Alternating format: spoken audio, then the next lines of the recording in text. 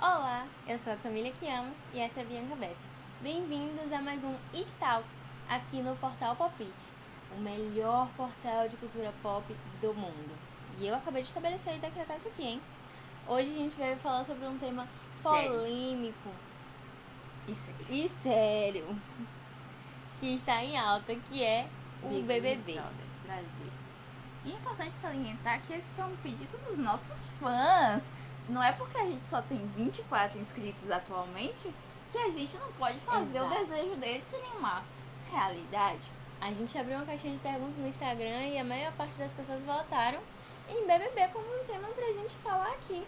E a Por gente isso, veio cumprir. estamos aqui hoje pra quê, Camille? Debater sobre BBB.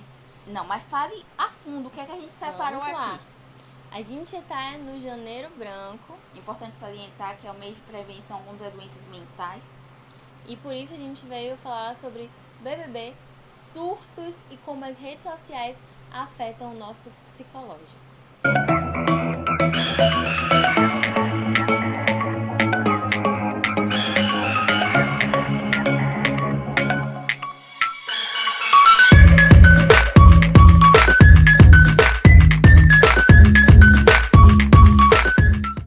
Importante a gente falar sobre esse tema porque na nossa sociedade hoje o mundo gira em torno das influências, principalmente das redes sociais, das influências de redes sociais. Antes a gente tinha os galãs da Capricho, hoje a gente tem os digitais influencers que acaba influenciando a consumir o Starbucks, a consumir o Uber, a consumir aquele joguinho do tigre, não é mesmo? A fazer aposta. A fazer uma aposta. Por quê? Porque eles estão ganhando dinheiro para isso. E a gente está alimentando essa indústria Comentando. com dinheiro, com engajamento. Porque a gente, além de consumir, a gente comenta que a gente está consumindo. Exato. Além de comentar que a gente está consumindo, a gente compartilha com nossos amigos que a gente está consumindo. Exato. E vamos começar falando que esse ano o BBB, ele tá sendo um dos menos assistidos, né, Bianca? Mas ainda assim ele tá dando o que falar, principalmente no Twitter, não se fala sobre outra coisa. Exatamente porque a gente começou com vários enredos diferentes, várias pessoas com personalidades fortíssimas lá dentro, que estavam mostrando o quão maluquinhas elas estão, como todos nós estamos, né? Eu acho que por ter uma maior quantidade de pobres esse ano, a gente consegue nos identificar mais. Eu me identifiquei com todos os surtos psicológicos que eu assisti. Eu me identifiquei e achei que se encaixa no nosso padrão, mas a gente queria salientar um principal, que foi o que aconteceu com a nossa querida Vanessa Lopes, né? De início a gente teve pessoas argumentando que poderia ser uma possível abstinência de celular, coisa que eu acho que pode ter influenciado, mas não é totalmente culpa disso. Mas a gente pode abranger isso melhor para como as redes sociais afetam o nosso psicológico e mexem com a nossa cabeça. A gente tem ali sempre nas redes sociais a confirmação constante de se estamos certos ou errados e até a confirmação constante de se as pessoas gostam da gente. E quando a gente perde essa noção de realidade, a gente não tem mais o que confirmar isso, né? É importante você salientar que não é uma confirmação de certo ou errado, é uma validação que nós, seres humanos, precisamos ter para seguir as nossas vidas. Infelizmente, vivemos pela aprovação do outro, mesmo que a gente ache que está no caminho correto, mas se alguém vier e falar que horrível, por exemplo, quem nunca comentou num vídeo nosso dizendo meu Deus, que porcaria? E tá tudo bem, a gente respeita a sua opinião, mesmo que seja uma opinião burra. Exatamente porque a gente não é tão influenciável assim por rede social, porque a gente não cresceu nesse meio, né, de... A gente cresceu. Não, a gente não cresceu nesse meio de ter nosso ego levantado pelas redes Sim. sociais. Pelo contrário, a gente não cresceu nesse meio. Quando eu tinha ali os meus 14 anos, rede social era nada. Eu não tinha nem acesso a celular com 14 anos. Hoje em dia você pega uma criança de 3 anos. Eu tinha acesso com 14 Eu anos. tinha celular, mas não tinha esse acesso de rede social, né? Eu tinha Tumblr, eu Aí tinha tinha um blog, Tumblr, tinha eu tinha um blog. Gente, eu escrevia pra um blog. Mas Então, não era assim, tão forte. era assim. Era, mano. Na sua época era forte, sim. Mano, A gente falando como se tivesse idade diferente, a gente tem a mesma idade. Eu tinha um Twitter que era a minha vida. Eu tinha Meu Twitter diário também, que era 200% por hora no mas na Twitter. época, pelo menos os meus pais, eles achavam que a internet era algo muito perigoso. E eles estão certos. Então, pela minha idade, eu não tinha constante acesso. Nem a celular, nem a computador. Apesar de ter computador e celular. Então, tipo assim, eu não tinha esse constante acesso. Eu tinha. Eu tinha. usava bastante. Eu era obrigada mais a estudar mesmo. Que triste.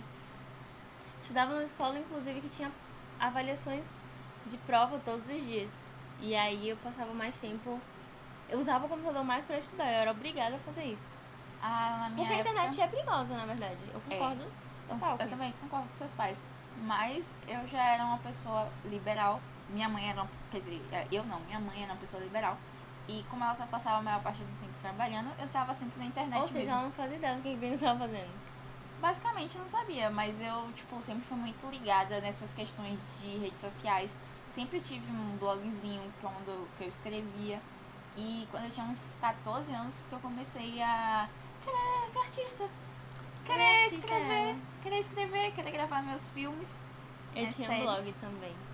Então, ainda bem que não tem Blogspot. nenhum registro disso na O meu internet. ainda tá. Todos. Eu acho que a gente Eu deve nunca pesquisar. retiro. Eu nunca retiro. Eu retirei o meu blog. Inclusive, qualquer pessoa, se for procurar qualquer coisa minha na internet, você vai achar.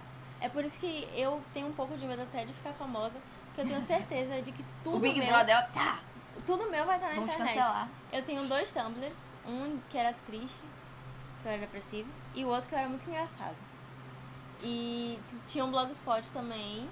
Eu tinha muita coisa, gente, eu escrevia muito. Cara, em 2013, o Tumblr era, tipo, sei lá, o TikTok de hoje, talvez. Inclusive, isso traz uma coisa, né? Que tá voltando aí o estilo 2014. Sim, Vem com tudo em 2024. vamos comentar isso depois, né? Vamos comentar isso depois. Mas voltando, a gente percebe que, na verdade, existe uma grande diferença entre a nossa geração e essa geração que tá agora, porque as pessoas, elas são literalmente educadas e voltadas a sempre buscar essa aprovação, não só em outras pessoas próximas, mas nas redes sociais. A gente assistiu a Vanessa Lopes. No início, ela tava lá criando toda a estratégia dela, seguindo o programa do jeito certinho, muito tranquila. E aí, quando ela viu que ela poderia estar errada e quando ela viu que ela não tinha como ter uma confirmação de ninguém e nem alguém chegando do lado dela para conversar com ela de forma muito bajuladora, né? Eu diria, porque essa sociedade, essa nova forma que a gente encontra na sociedade também tem esse problema. As pessoas constantemente estão bajulando umas às outras, principalmente por serem famosas, né? Ela tem 40 milhões de seguidores nas redes sociais e é muita gente seguindo uma pessoa. Então, o ego, ele mexe um pouco com o psicológico e isso acaba afetando as relações interpessoais da pessoa. Então, você não consegue lidar com opiniões que são diferentes, você não consegue, muitas vezes, lidar com ambientes diferentes e você não consegue lidar com a falta de confirmação de que você tá certo. Sim, eu acho que antes de pontuar sobre a Vanessa Lopes, a gente tem que pontuar pelo desmaio da Alane. Exato. Que ela teve uma crise de ansiedade forte e desmaiou numa situação de estresse com um outro participante, Miezan. Então, assim, Engraçado o nome dele. É importante a gente frisar a importância de buscar ajuda, de se tratar, de fazer uma terapia, porque as doenças mentais, elas existem, mas a gente coexiste junto delas, sabe? A gente não pode separar o real do virtual, porque um coexiste no mundo do outro. Então a gente tem que saber diferenciar o que é real e o que é real e o que é digital. E a gente tá se confundindo muito com isso, achando que todo mundo é o que vive no Instagram, no TikTok. Não é bem assim. Somos pessoas, seres humanos, temos dias ruins, dias bons. Então a gente não vai expor os nossos dias ruins no nosso TikTok nem no nosso Instagram. A gente só quer expor as coisas positivas, as coisas boas. Então, assim, você tomar a rede social como um parâmetro de felicidade, como um parâmetro de padrão de vida, é um ato equivocado.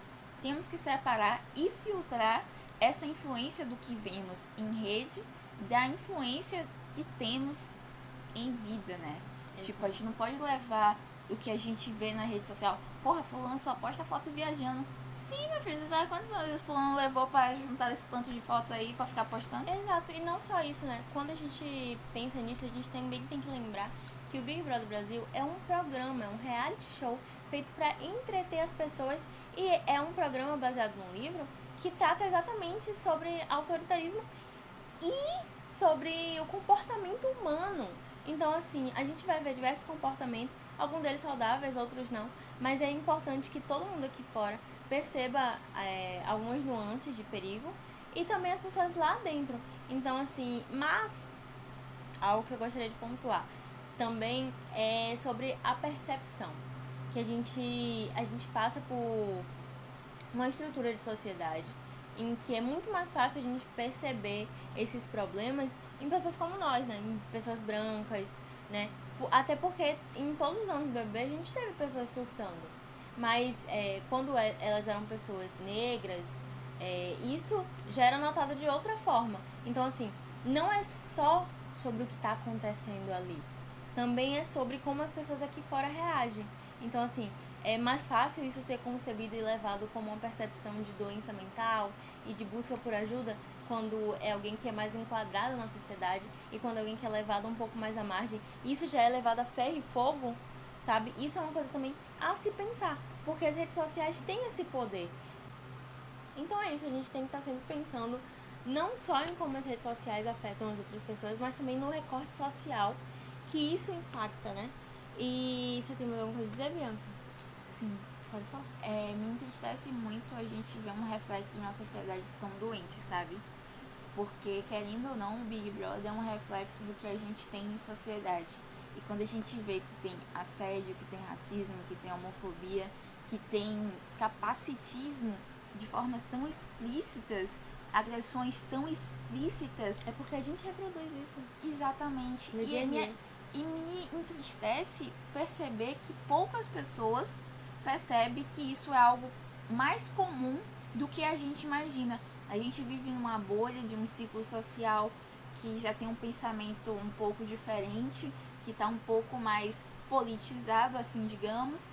E quando a gente vê a massa, de fato, a massa, ela é triste, ela é... Então essa é a mensagem que a gente queria passar pra vocês, galera. Pra gente ter cuidado, mas também analisar não só esses recortes psicológicos, como os recortes estruturais da nossa sociedade. E é isso, até a próxima. Tchau. Um grande beijo.